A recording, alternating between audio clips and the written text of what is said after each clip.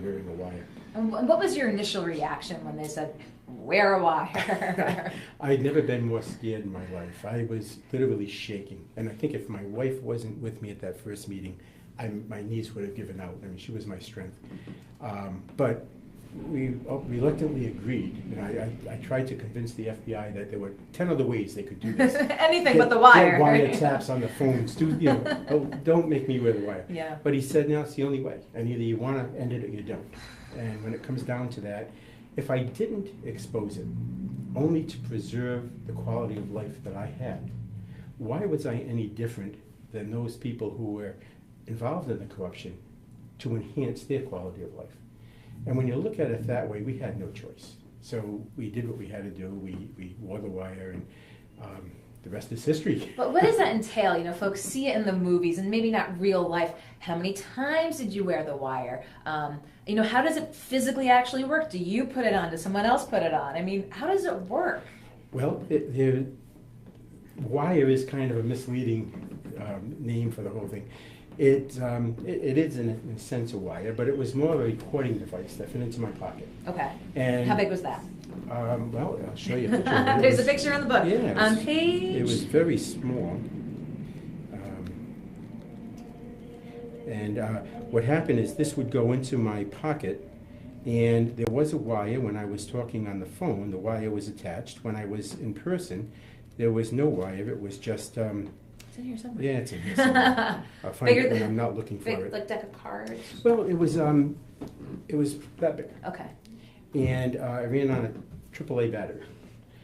And, so you put that in your pocket? That went in the pocket. And if I was on the phone, there was a wire that went into my ear, similar to the earbuds you would wear today when you listen to your radio, your phone. And then if it was a video that was needed, that wire was attached, or that device was attached to a wire that had a little button camera.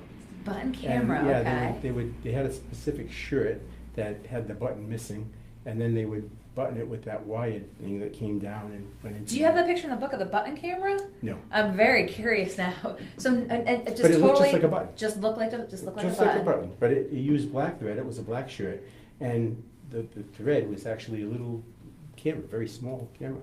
So how many times would you estimate were you wired up? It was constant. Okay. I had to carry that device with me all the time because anytime I had any conversation, whether in person or on the phone, with any of the three councilmen, I had to record it. And it was a very arduous process because the recording wasn't just turn on the recorder. I wasn't allowed to do that initially. I had to, let's say one of the councilmen called me. I'd have to let the call go to voicemail. Call the FBI and say, I just got a phone call. He would tell me to turn the recorder on. I had to recite a preamble, what my name, the date, the purpose of the call, and then I'm going to activate the device, and I would do that. And then I would call them back. Now, frequently, that call would go into their voicemail. So then I had to call the FBI back, and they would either say deactivate the device or let it run for 20 minutes, see if they call you back. Okay. And it would go on like that. So every phone call could involve a half hour of preparation. Sometimes it was a call to say, hey, did you see the game last night? And then, all that wasted time. Other times it was a productive call where they were really talking about, the whole bribery scheme. Yeah, so talk to me a little bit about that. You said your wife said, why don't you try to make an entree with them and see if, you can work alongside them. How were you able to sort of get that information, sort of being that outsider on the council and really questioning it? How did you get them to open up to really get a piece of what was going on? Doing this, being an informant with the FBI is kind of like being an actor on a stage. Yes. So I had to play a part. Yep. And the part that I played was, hey, I need money. I want a piece of the action. Financially difficult time. And why don't you cut me in? Instead of me always working against you, why don't you cut me in and I'll work with you? And I was able to convince one of the councilmen of that. And over time, he was able to convince the other two. It took maybe a month to 45 days. But he finally convinced them, and I became part of the conspiracy. Initially only talking to the one councilman, okay. Eventually a couple of the others loosened up. Now, why do you think at the initial outset, was there suspicion, do you think, on their part of you and your motives? I don't think there was any suspicion initially on the councilman that I approached. Yes. I think the other two were skeptical. But when they saw that the first bribe happened and they didn't get arrested, I think they were okay. Now I think we can trust them a little more. I think there was always a reluctance. They never really trusted me completely. Nor did they want me to be part of their conspiracy, because they were actually cheating me out of money too. They were telling me that the bribe they were accepting was, in some cases, half of what it really was, You're so that getting my piece would be less. A smaller cut. No honor among thieves. But, and having said, I mean, I joke about it now, and my way of coping with stress is to joke, not to make light of the situation. It's certainly not funny, but these people that did this are regular people, and for the most part, they were good people. I mean, they did something that was very stupid, very greedy, and they got caught up in it, and they paid a price. But their lives also shouldn't be judged by that moment in time, because they're 50 years old, 40 years old, and they've done a lot of other things that weren't corrupt and were good things. So, they made a mistake, and they paid a dear price. But the overriding point isn't so much the characters that are involved. It's that this goes on constantly, and people are too afraid to either expose it, or they just don't want to believe that their politician, their friend, would do something like that. So they look the other way, and they tend to excuse it. And that's the danger here, because only if we start to expose corruption and say we're not going to accept it anymore, will things ever change. So that's the overriding point of the book. The overriding theme of Wired here. Now, again, coming out very shortly. We hope to have on Go Local. Future political plans? I have none. Absolutely none.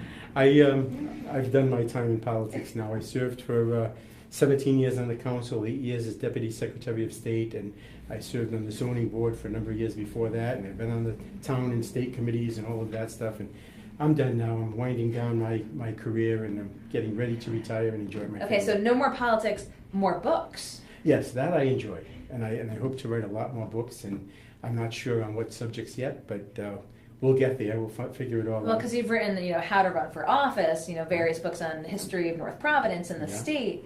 The John Gordon book, The Hanging and Redemption on the Last Execution in Rhode Island, the 2 Scoundrels and Wired, and and I even wrote one on real estate, which became, oddly enough, the topic of a lot of discussion at the trial of the developer, Richard Bakari, that was caught up in the whole scandal as well. So a wide range of knowledge here. And one of the things we talked about before you came on again was, here we are, Go Local had sued the governor and the state police to try to get the 38 studios documents. Now the governor said that she would direct the state police. It appears there might be some hemming and hawing. Should these documents be released so folks know what's going on? Absolutely. Transparency is the cure for what ails us. If you try to do things in the shadows, people are suspect that you're doing something wrong. If you are doing something wrong, well, it's not going to be hidden for long. History's shown that. If you're not doing anything wrong, be transparent and let people know that, because the not knowing is what creates that distrust in government. So it's time to move forward and then all of the 38 studio stuff. And you did mention one interesting, facet of it, as you explained in Scoundrels, the differing definitions of corruption from legality to illegality. But you also mentioned just corruption. And again, now the state police had found no criminal wrongdoing in their investigation. But as you said, there could be things that find out in these documents that look and smell like corruption. Yeah, and maybe there's no recourse. Maybe you can't arrest anybody or charge anybody. But maybe it will just bring more light on that kind of corruption, that situational and circumstantial corruption. And maybe, the more light that's shined on those kind of dealings, it will finally come to an end, hopefully. Well, hopefully, again, as the governor had said she was going to order the state police, we are still in the legal process of suing for the documents.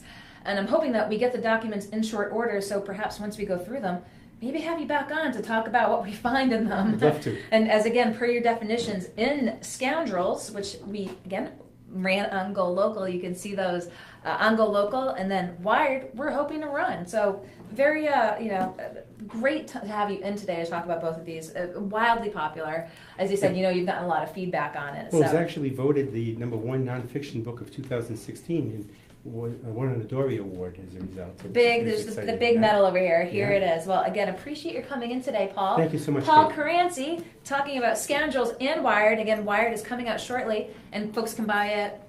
Online over the weekend, and then in about 10 more days after that, they can get it in bookstores, they can get it from me, they can get it online in a paperback copy. Okay, check it out. Well, again, thank you for coming in. Hopefully we'll talk with you soon. Okay, Kate, And thank we'll you. send you out. Oh, I can't let you go before I ask you your trivia question. How Oh, did okay. I almost forget? We're going to put that Dunkin' All Donuts right. coffee right back down.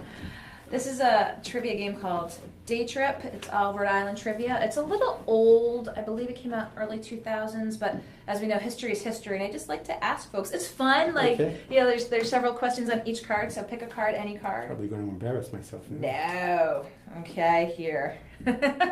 Some of these, it's like, do people only play this game in Rhode Island? Because how would anyone know anything else? What's the new name of the Providence Civic Center? Dunkin' Donuts. And he's got his Dunkin' Donuts cup. And no, this isn't a plug for Dunkin' Donuts. Wow, that was what a coincidence. What's the state drink? Coffee milk. Yeah, I mean, some of these are fairly no-brainers here, but they're fun. But you'd only know them if you lived here. You only know them if you live here, and you've lived here. I hope to continue doing that too. Well, Paul, again, appreciate it. I will say